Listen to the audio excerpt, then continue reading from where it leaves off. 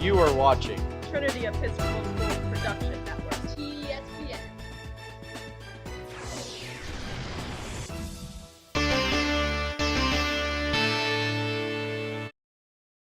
Welcome to this week's TESPN podcast, and this week our focus is on the boys soccer team. We've got seniors Kenan, Muminovic, and Mathias, Roussey, along with my colleague Kenan, Andrew. And guys, just first question, I wanted to start out by talking about the improvement that this team has undergone already. We're about the midway point of the season.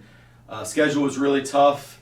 First 4 games all on the road against perennial state tournament teams. And it took a few games to get that first W, but now I think 6 of the last 7 games have been either a win or a draw, or a really 1-goal loss to the defending state champion Collegiate. So clearly, you all are improving. Besides getting healthy, what have been, do you think, the keys to the improvement that the team has shown these last few weeks?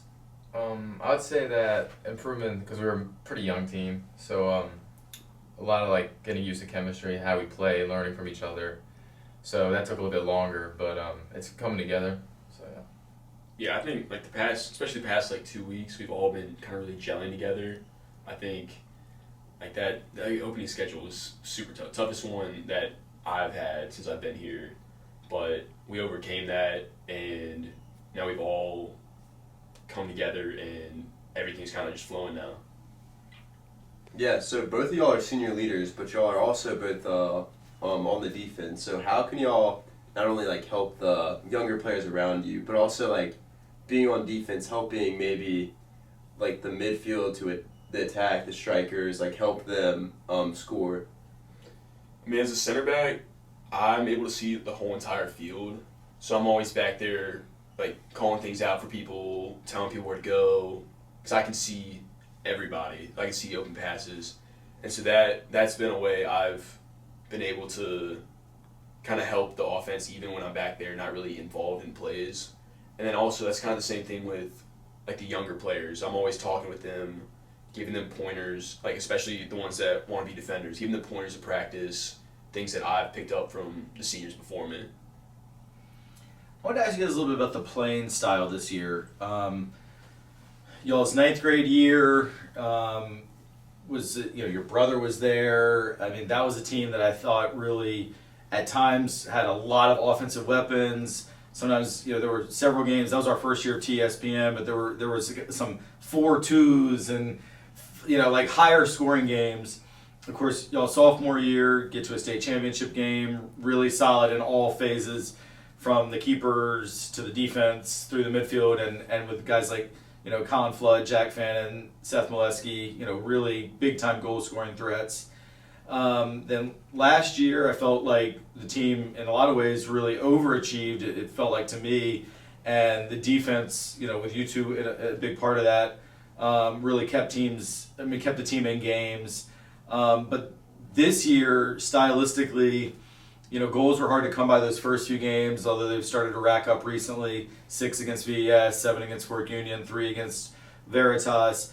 But just what do you think when you think about what kind of team is this? Is it a counterattacking team? Is it a possession-based team? Is it just we're going to defend for our lives, and then when our opportunities present itself, how do you see that play style?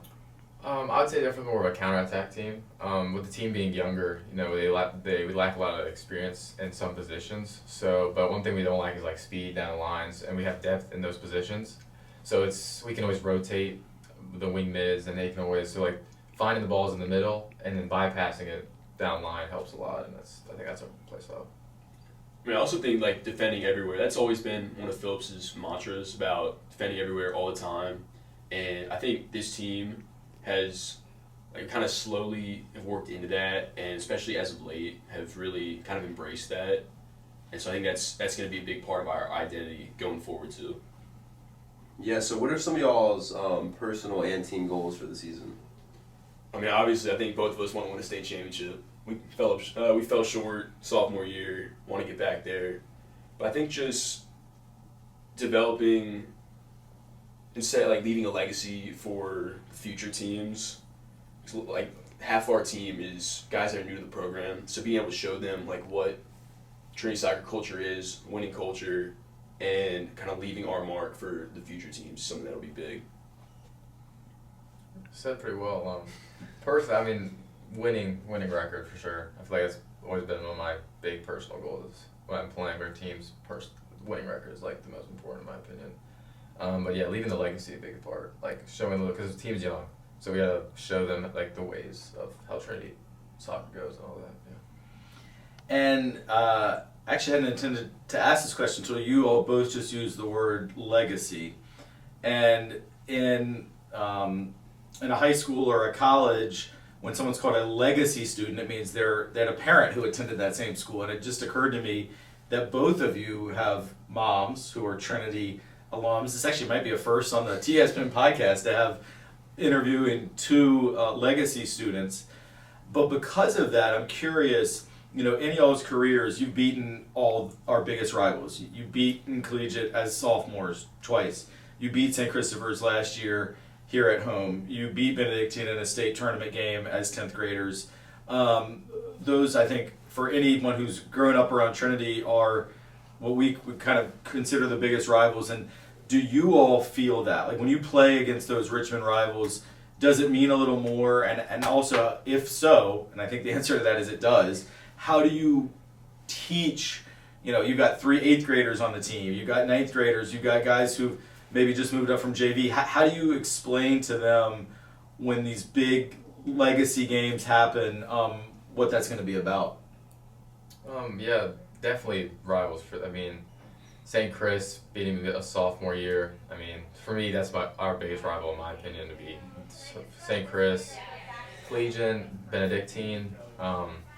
Leaving for them, I think leaving on the field, like showing your passion, like I think there's a definite intention when we're playing, like we care like way more when we're playing rivals, and it's like the passion for it. Like during the collegiate game, we were like all running, all playing well together, and I think that shows like the younger kids that this is really like meaningful for us, and the rivalries are like very, very important.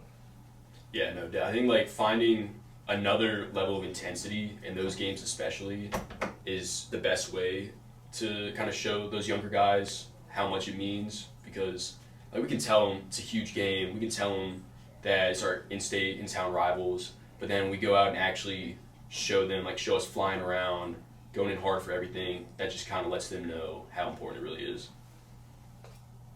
I mean, I was just about to ask, Mathias, you didn't really answer. What's your favorite rival to play? Ooh, probably St. Chris as well.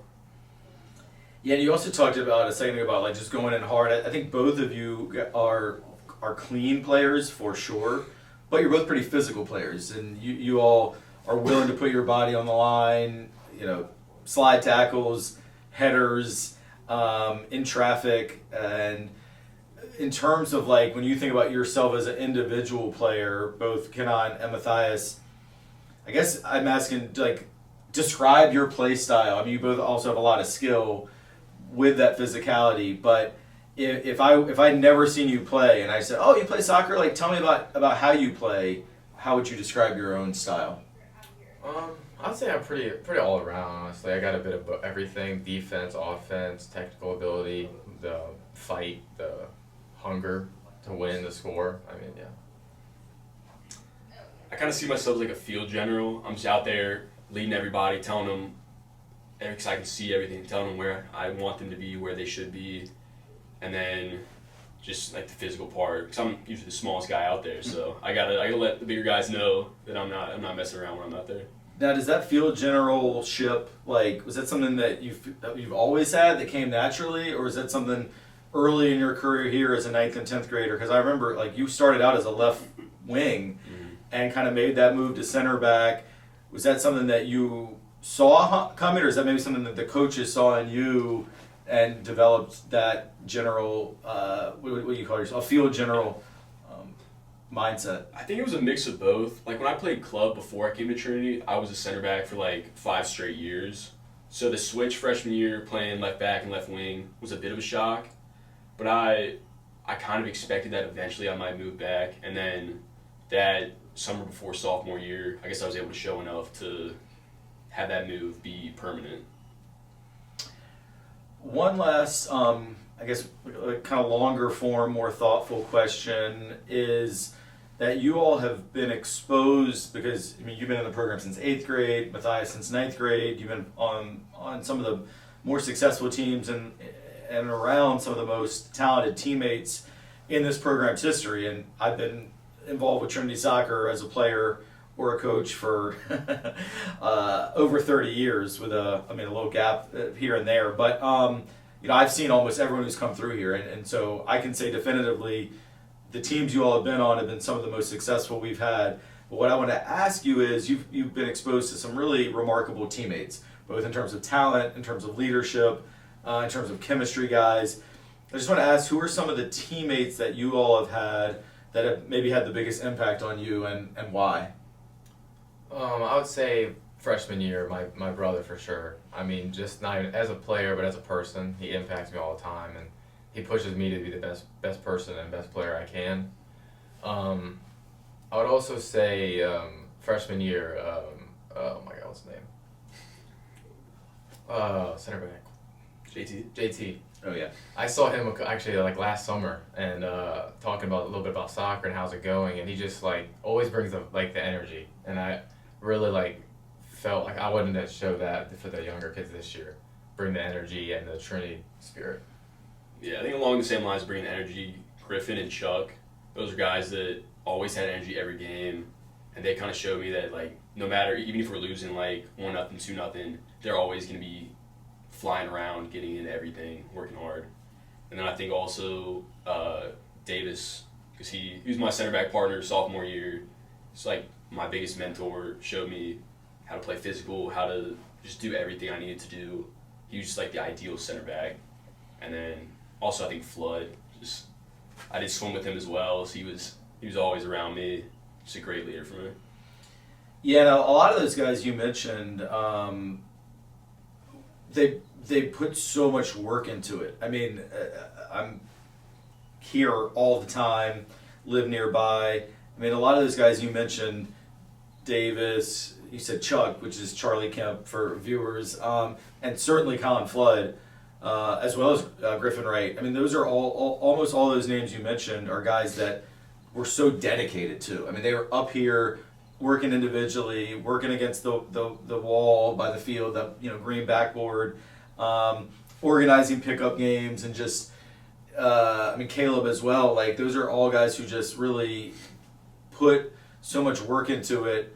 And when you see that, I've got to think, like, as a younger player, it inspires you to want to be that same way. Yeah. 100%. I agree. Before we go into the lightning round, Kenan, I got to ask you, because you brought up your brother Caleb, who you got to be teammates with your 9th grade year.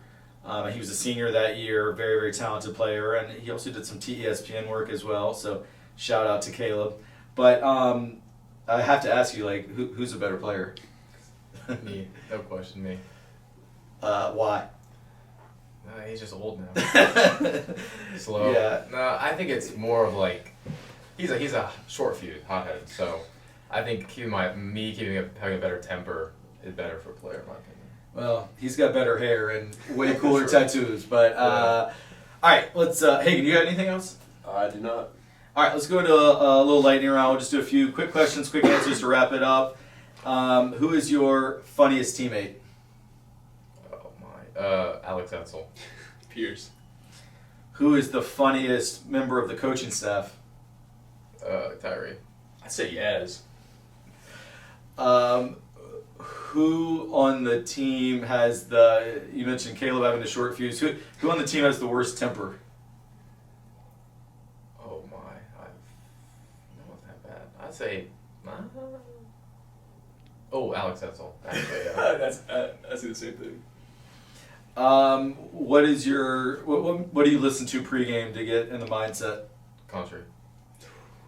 I listen to Grace by Lil Baby. Same song, just having it on repeat the whole entire time in the locker room. Wow. Every game this year. Okay. Seems to be working for you. Do you have a pregame snack or meal? No, I don't like to eat anything. Yeah, I don't have anything either. Any superstitions or rituals that you do? No, I don't have it. What's your favorite class that you've taken at Trinity? Ooh. liked crime and science was fun. Yeah, that was cool to learn about that. I say Geo, Mr. Stratton. Who is your favorite soccer player, like professional? Messi. Virgil. That's a great answer. I don't know. That I'm so excited by that answer of Virgil van Dijk that I think I just have to end the interview there. But it's been really fun. Been really a joy to watch you all grow and progress through your careers, and hope and pray that you all, both as well as all your teammates, stay healthy for the rest of the year. I know injuries also, we didn't really talk about that, but that plagued the team a little bit in that early stretch. Very tough opponents, plus a lot of starting experienced players who were dealing with some injuries. So just pray the team is about as healthy as we've been all year right now. So hopefully that continues, and hopefully y'all reach all the goals and continue what have been, for both of you, really highly successful Trinity soccer careers. I think that's it. Mathias said Virgil, and it all went out the window. My cat is named Virgil after his favorite soccer player. So thanks everybody for watching. Go Titan Soccer, and we'll see you next time.